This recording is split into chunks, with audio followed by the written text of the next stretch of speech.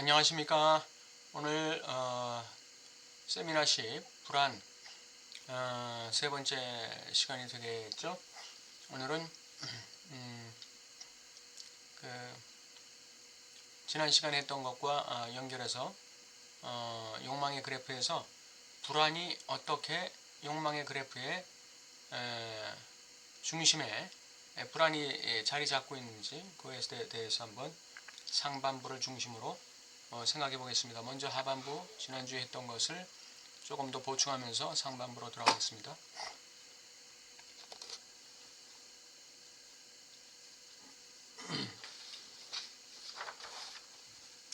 네. 지난주에 우리 욕망의 그래프 하단부를 살펴보면서 거기서 불안이 어떻게 관련이 되어 있는가 살펴봤는데, 이 하단부는 존재적 불안과 관련이 있습니다. 존재적 불안이라는 것은 뭡니까? 내가 전적으로 존재적으로 소외되는 것, 자기가 주체적으로 소외되는 것을 말하는 것이죠. 왜 그러냐면은 이상적 자아, 이 IA 이상적 자아를 통해 이 거울상을 통해서 이상적 자아가 내재화되는데, 이 내재화되는 게 바로 M입니다. 다시 말하면 소타자죠. 이 소타자가 말하자면 자기 자신에 대한 그 이미지예요. 아주 그 바람직한 이미지인데, 왜 이 이미지에 환상을 갖다 띄울까요? 아이가 왜 이 소타자라는 완벽한 이미지에 대한 환상을 내재화시킬까요? 그것이 바로 주체의 그 존재적 소외에 대한 방어죠. 주체의 존재적 소외에 대한 그 불안을 캐모플라즈하기 위해서 띄운 환상적 이미지, 그것이 바로 이 M이라는 것이죠. 소타자.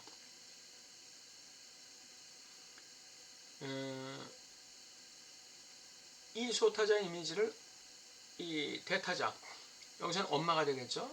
이 라지 A, 엄마가 그 승인해 주는 것이죠. 승인해 주면서 이것이 이 이상적 자아가 강화되죠. 근데 이 이상적 자아가 중요한 것은 바로 이 엄마가 용인해 주고 승인해 주는 이 이상적 자아의 모습이 결국 아이의 정체성을 구성하는 데 결정적인 역할을 하기 때문에 중요한 것이고, 아이의 자아 이상을 형성하는 데 이 이상적 자아가 굉장히 중요한 역할을 합니다. 그래서 아이는 이 이상적 자아를 반드시 가져야 돼요. 그런데 아이러니컬하게도 이 이상적 자아를 갖는데 주체는 불안해져요. 왜? 지금 이 이상적 자아라는 이 소타자 이미지, 환상적 이미지를 가지고 자신의 존재적 불안, 즉 주체 소외의 불안을 갖다가 어떻게 하고 있습니까? 캐모플라지 하고 있는 것이죠. 그렇기 때문에 이상적 자아와 불안의 관계가 있는 거예요. 그리고 환상, 이상적 자아라는 소타자라는 이 환상의 이미지, 환상의 대상, 그것이 주체의 존재적 소외에 대한 그 불안을 갖다가 캐모플라지 하고 있는 것이죠. 근데 이게 될까요? 이 소타자 이미지가 계속 유지될까요? 자신의 이상적 자아가 그렇게 쉽게 평탄하게 그렇게 유지될까요? 그렇지가 않죠. 대타적 엄마가 때에 따라서는 자기를 잘 지지해주고 승인해주던 엄마가 때에 따라서는 화를 낸단 말이죠. 자기 뜻에 맞지 않게 그렇게 자기를 갖다가 거칠게 대한단 말이죠. 소리를 지르고. 그러니까 여기서 주체적인 불안이 증폭되게 되는 것입니다. 주체의 소외에 대한 불안이 증폭되게 되는 것이죠. 자신의 이 이상적 자아라는 이 소타자라는 이 환상의 대상으로 자신의 그 존재 소외에 대한 불안을 커버하려고 아무리 해도 이 존재적 불안을 갖다 커버할 수가 없는 거예요. 그래서 아이는 엄마에게 질문을 던지는 것이죠. 캐보이, 나보러 어쩌란 말입니까? 당신이 나에게 원하는 게 도대체 뭡니까? 이 질문을 던지는 것이죠. 그러면서 이 아이는 자신의 존재적 불안을 선택하기보다는 거세 불안을 선택하게 되는 것이죠. 그래서 윗단계로 상반부로 올라가게 되는 것입니다. 차라리 내가 거세를 받아들여서, 거세 불안은 있지만 그 거세를 받아들여서 내가 엄마로부터 독립하고 하나의 책임 있는 독립된 주체로 내가 서는 것이 존재적 불안을 근본적으로 극복할 수 있는 방법이다. 이거를 아이가 무의식적으로 지각하게 되는 거예요. 이건 본능적 지각이에요. 무의식적 지각, 이건 본능적 지각. 살고자 하는, 아이가 자기가 살고자 하는 그 몸부림에서 오는 이 행위죠. 본능적으로. 그래서 상반부로 이 욕망의 그래프가 올라가는 것이죠. 그래서 이때부터 이제 아이의 그 욕망이 생기는 거예요. D가, 스몰 D가.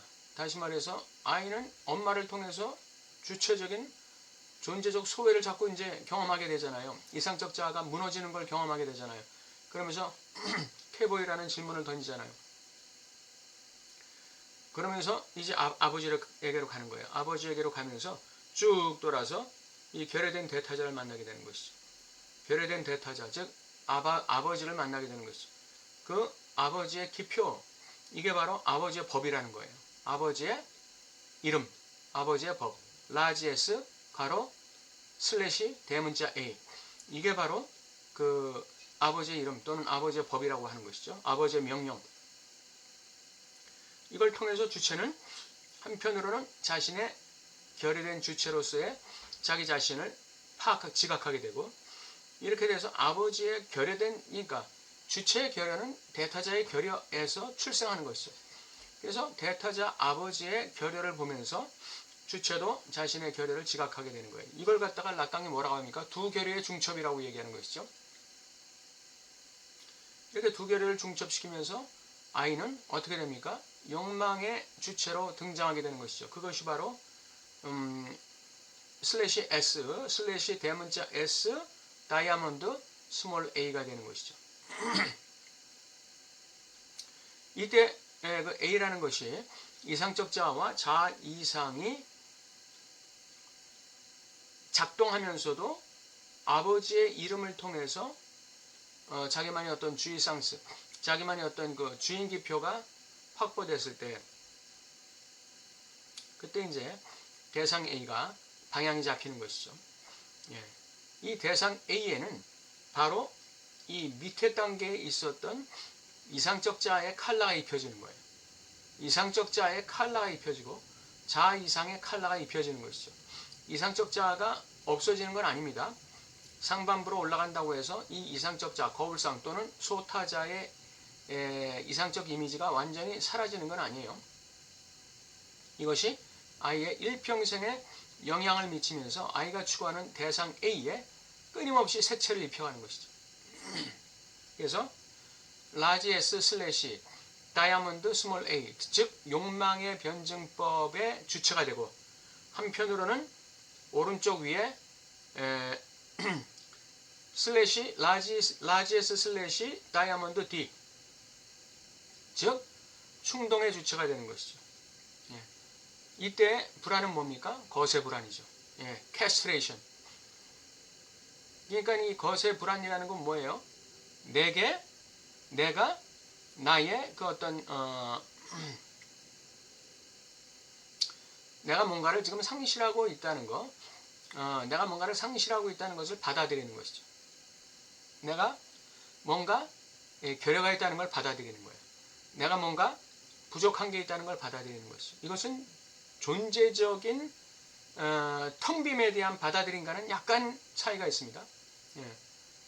아직은 아이는 존재적인 텅 빔을 받아들일 만한 위치에 있지 못하죠. 그건 무의식적인 지각의 영역이지, 아이가 의식적으로 자기가 아버지의 법을 통해서 거세를 받아들인다, 자신의 못남을 받아들인다, 자신의 결여, 무능력을 받아들인다 와는 조금 뉘앙스가 다른 거예요. 그래서 결여된 대타자인 아빠의 그 라지 S, 기표를 통해서 이 주체는 결여의 주체로 등장하면서 한편으로는 대상 A를 지향하는 욕망의 변증법을 돌리고 그 다음에 라지 D를 지향하는 그 대상 라지 D를 지향하면서 여기서 말하는 D라는 건 요구죠. 디맨드. 이것은 뭐냐면은 이거는 그 양보할 수 없는 어떤 죽음 충동으로 이 밀어붙이는 어떤 그 대상이라고 말할 수 있는 거죠. 이거는 구체적인 게 아니죠. 이거는 단지 막연하게 설정된 대상 주변을 도는 거예요. 이게 이제 충동의 변증법이 되는 거죠. 이게 이제 죽음 충동으로 밀어붙이는 거예요. 충동의 변증법.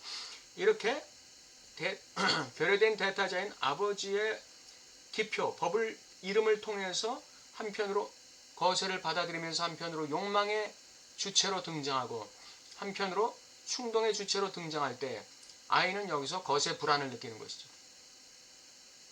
거세 불안을 내가 소화시키는 만큼 나는 욕망의 변증법을 강력하게 돌리게 되고 충동의 변증법으로 나아갈 수 있게 되는 것이죠. 이 거세 불안을 극복하지 못하면 결국 어떻게 됩니까? 도착증자가 되는 것이죠.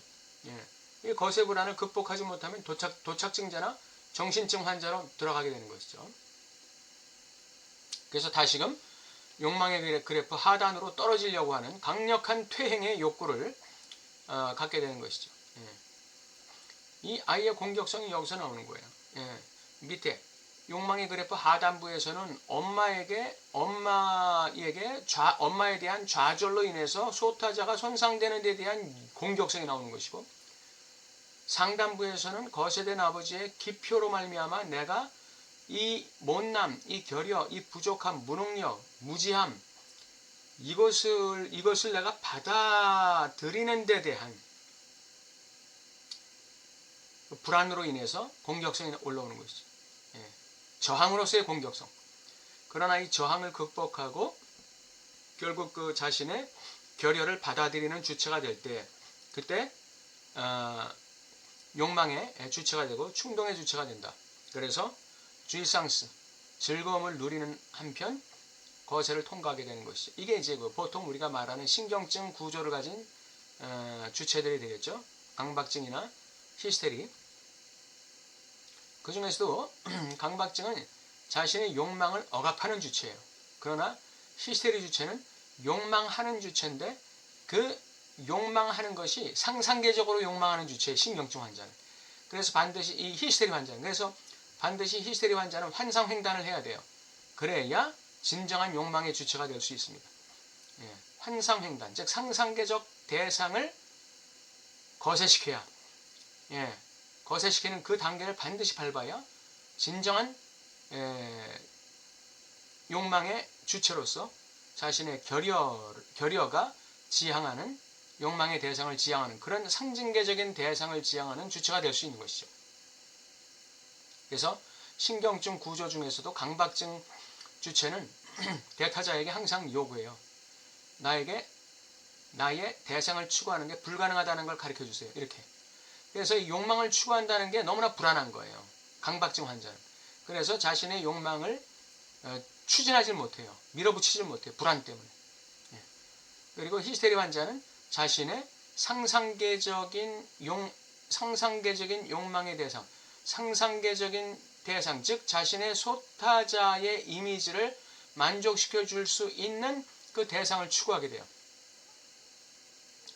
그러니까 이 히스테리 환자는 결국 거세를 받아들이긴 하지만 이 거세를 회피하는 존재죠. 그렇기 때문에 이 히스테리 환자의 경우에는 아버지의 법을 통해 아버지의 명령을 통해서 자신의 상상계적인 그런 욕구가 자신의 상상계적인 요구라고도 할 수 있죠. 상상계적인 요구, 다시 말해서 나의 소타자 이미지를 그대로 유지시켜 주세요 하는 그런 이 신경증 히스테리 환자의 그 요구가 좌절돼야 돼요. 야곱야곱 좌절돼야 돼요. 한꺼번에 좌절되면 안 돼요. 야곱야곱 좌절돼 가면서 자신의 소타자 이미지에 좌절해 가면서 한편으로는 진정한 의미의 그 결여를 만남으로써 진정한 의미의 욕망의 대상을 띄우게 되는 것이죠. 이게 이제 그 히스테리 환자의 욕망을 지향하는 거예요. 자기의 그 거세 불안을 다스리면서 진정한 의미의 욕망의 주체가 된다. 그거죠. 오늘은 하단부에서는 존재적 불안을 느끼고 상단부에서는 거세 불안을 느낀다는 걸 봤어요. 하단부에서의 존재적 불안을 커버하기 위해서 아이는 어쩔 수 없이 거세 불안으로 올라갈 수밖에 없는 거예요. 존재적 불안을 느끼며 사는 것보다 거세 불안에 시달리면서 사는 게 훨씬 더 편하기 때문에, 그래서 이 거세를 받아들이면 신경증 환자가 되고, 그 신경증 환자에는 강박과 히스테리가 있는데, 강박은 자신의 욕망의 대상을 알면서도 추진하기를 원치 않는 거죠. 추진하기를 원치 않는 거예요. 거기에 또 불안을 느끼는 거예요. 이거 하다 실패하면 어떡하나. 이거 하다가 내가 말하자면 사람이나 환경에 의해서 막히면 어떡하나. 그럼 그 불안 때문에 이 강박증 환자는 거세 불안에 일평생 시달리는 존재가 이 강박증 환자입니다. 히스테리 환자는 일평생 이상적 소타자 이미지를 포기하지 않는 데서 오는 그 거세 불안에 일평생 시달리는 그런 주체가 히스테리 신경증 환자죠. 그러나 어쨌든 이러한 두 주체는 그 거세를 어느 정도 통과한 사람에게서 보여지는 그런 신경증 구조라고 할 수 있습니다. 그래서 이들에게는 문제가 바로 거세 불안이다. 어떻게 거세 불안을 받아들이면서 그러면서 자신을 욕망의 주체로 추동해내느냐, 이것이 신경증 환자에게 있어서 욕망과 불안의 변증법적 관계라고 이렇게 얘기할 수 있겠습니다. 자, 오늘 그 욕망의 그래프 하단부와 상단부를 통해서 불안, 주체의 불안이 어떻게 작동하고 어떻게 극복해 나가게 되는가에 대해서 말씀을 나눴습니다. 이 그래프가 세미나 10에 나오는 그래프인데, 다른 세미나에도 나오지만 여기도 나와요. 그래서 이게 이제 불안에 관련해서 이제 이 그래프가 제시된 것이죠. 다음 주부터는 본문, 그 문장을 들어가 보도록 하겠습니다. 감사합니다.